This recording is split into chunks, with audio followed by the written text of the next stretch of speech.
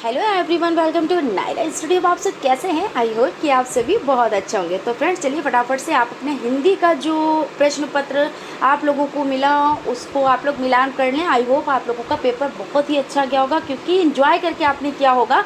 बहुत ही अच्छा पेपर आया हुआ है। तो यहाँ पे जो पहला क्वेश्चन आपका हो जाता है वस्तुनिष्ठ टाइप क्वेश्चन में, ये आपका है नहीं पराग, नहीं मधुरमय, नहीं विकास इतिकाल। ये पंक्तियाँ हैं, तो ये किस कवि ने लिखा है? तो यहाँ पे आपका जो थर्ड ऑप्शन है यानी कि बिहारी लाल, ये आपका राइट हो जाएगा। विनय पत्रिका की भाषा है, तो विनय पत्रिका की जो भाषा हो जाती है वो ब्रज भाषा हो जाती है। कौन सी भाषा हो जाती है? तो ब्रज भाषा हो जाती है। जिन लोगों ने ब्रज भाषा को चूज़ किया है बिल्कुल सही है। और बांस शब्द है, तो ये तत्भव हो जाता है। मुंशी प्रेमचंद्र की वो रचना जो अधूरी रह गई, तो मुंशी प्रेमचंद्र की जो मंगल सूत्र है, यानी कि थर्ड ऑप्शन में जो है मंगल सूत्र, ये आपका बिल्कुल राइट है। पूर्व एवं उत्तर दिशा का कोना के लिए एक शब्द, तो ये एक शब्द जो हो जाता है वो ईशान हो जाता है। तो इस तरह से जो आपके 5 क्वेश्चन है वो बहुत ही ईजी, बहुत ही अच्छे क्वेश्चन आए हुए हैं। तो आप लोगों ने ज़रूर से ज़रूर 5 क्वेश्चन कर लिए होंगे। ठीक है, अगला क्वेश्चन आपका हो जाएगा, क्वेश्चन है ये आपके अति लघु टाइप क्वेश्चंस यहाँ पे स्टार्ट हो गए हैं। तो सबसे पहला क्वेश्चन आपका है महादेवी वर्मा की 4 कृतियों के नाम लिखिए। तो इनकी देखिए जो 4 कृतियाँ हो जाती है वो निहार हो जाती है, रश्मि हो जाती है, नीरजा हो जाती है और सांध्य गीत। ये सभी आप लोगों ने पढ़ रखे हैं। और आसक्त और उन्नति का विलोम शब्द लिखिए। तो आसक्त का क्या हो जाएगा? विरक्त हो जाएगा। और उन्नति का क्या हो जाएगा? अवनति हो जाएगा। उसके बाद का क्वेश्चन आपका हो जाएगा वाक्य के भेदों के नाम लिखिए। तो वाक्य के मुख्य रूप से 2 भेद होते हैं। किस किस कौन कौन से यहाँ पे बात कर लेते हैं? तो रचना के आधार पर हो जाते हैं और अर्थ के आधार पर हो जाते हैं।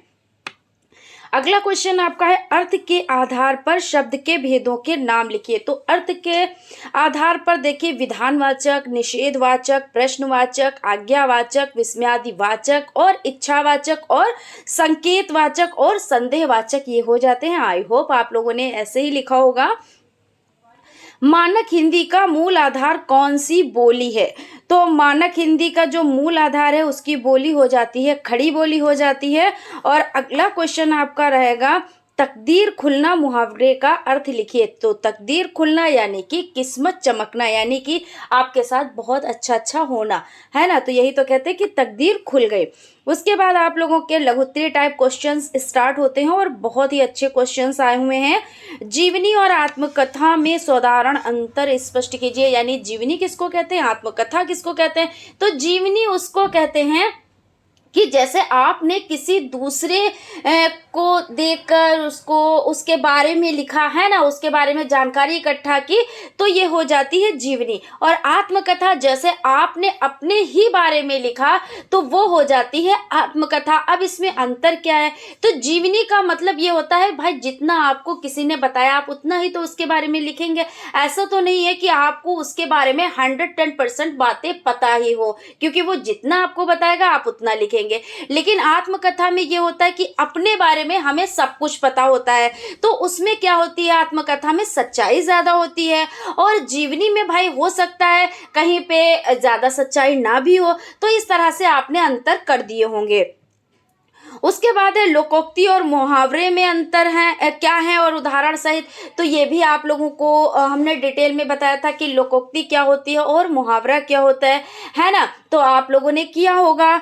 और स्वतंत्र लेखन का अभ्यास करते समय किन किन बातों का ध्यान रखना चाहिए? तो स्वतंत्र लेखन जैसे आपको कोई चीज लिखने को दे दी जाए और आप उसमें स्वतंत्र है, मगर उसके लेखन में आपको क्या क्या बातों का ध्यान रखना चाहिए? तो इसमें भाई गहरा ज्ञान का गहरा यानी ज्ञान होना चाहिए, अध्ययन करना चाहिए। यही तो आप लिखेंगे ना कि विषय का गहरा ज्ञान होना चाहिए, विचारों को क्रमबद्ध करना और सरल रूप में लिखना। ऐसा नहीं कि इतने बड़े बड़े आपने शब्द लिख दिए जो समझ ही में ना आए। स्वतंत्र लेखन तो आप लिख रहे हैं लेकिन ये भी चीजों का ध्यान रखना होता है। तो आपने यही सब चीजें लिखी होंगी। बहुत डिटेल में हम डिस्कस नहीं कर रहे हैं, क्योंकि अभी आप लोग मिलान कर लें और उसके बाद हम इसका सोल्यूशन लेकर आएंगे। ठीक है ना, एकदम फुली सोल्यूशन। फिर है मौन वाचन किसे कहते हैं और मौन वाचन की विशेषताएं। तो मौन वाचन यानी जो हम अध्ययन करते हैं धीरे धीरे से एकदम मन ही मन में, उसी को तो मौन वाचन कहते हैं ना, यानी चुपके से चुप जैसे कि एकदम चुप है और पढ़ रहा है, वो मौन वाचन हो जाता है। और इसमें क्या होता है, दूसरा सुन नहीं पाता है, दूसरा डिस्टर्ब नहीं होता है। तो यही इसमें विशेषताएं लिखनी है, तो आपको यही सब चीज़ें लिख देनी है कि इसमें जैसे आप अगर जब सास्वर वाचन कर रहे होते हैं तो उसमें कम शब्द कर पाते हैं, मौन वाचन में आप ज़्यादा कर लेते हैं। प्लस क्या है, प्लस ये है कि आप दूसरों को डिस्टर्ब नहीं करते। यही सभी चीज़ें आपको लिखनी थी। और उसके बाद है महाकुंभ 2025 पर संक्षिप्त टिप्पणी लिखिए।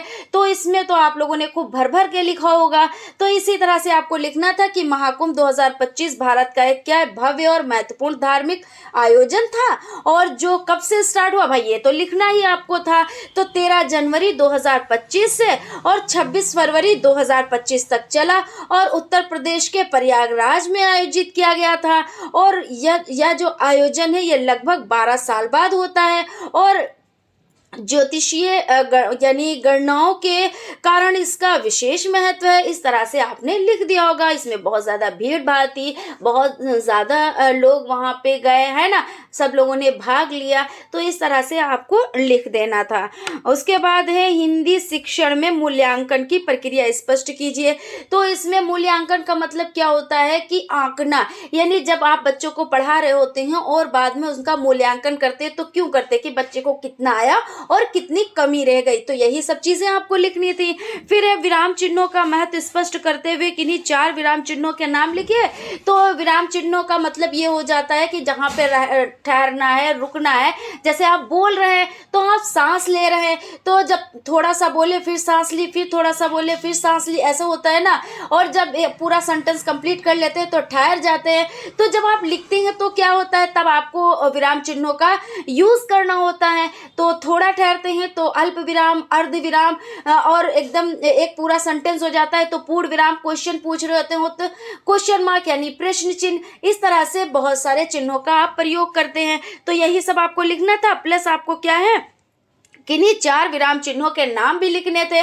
तो आप लिख देते प्रश्नवाचक चिन्ह और विराम चिन्ह, जो आपका हो जाता है पूर्ण विराम चिन्ह, क्योंकि चिन्ह तो सभी है, पूर्ण विराम, अर्ध विराम, अल्प विराम, लाघव चिन्ह, ये सभी कितना हमने डिस्कस इस पे किया, ये तो आप लोगों के एकदम रटे हुए होंगे। तो इस तरह से ही सब आपको कर देना था। तो आई होप आप लोगों ने बहुत अच्छे से परफॉर्मेंस की होगी, बहुत अच्छे से एंजॉय कर करके आपने पेपर किया होगा, क्योंकि बहुत ही अच्छा पेपर आया हुआ है। तो फ्रेंड्स मिलते हैं हम लोग क्लास में। और अभी तो ये आप लोगों के एग्जाम हो गए कंप्लीट, अब अगले सेमेस्टर की तैयारी करेंगे, प्लस सीटेट की तैयारी करेंगे, ठीक है।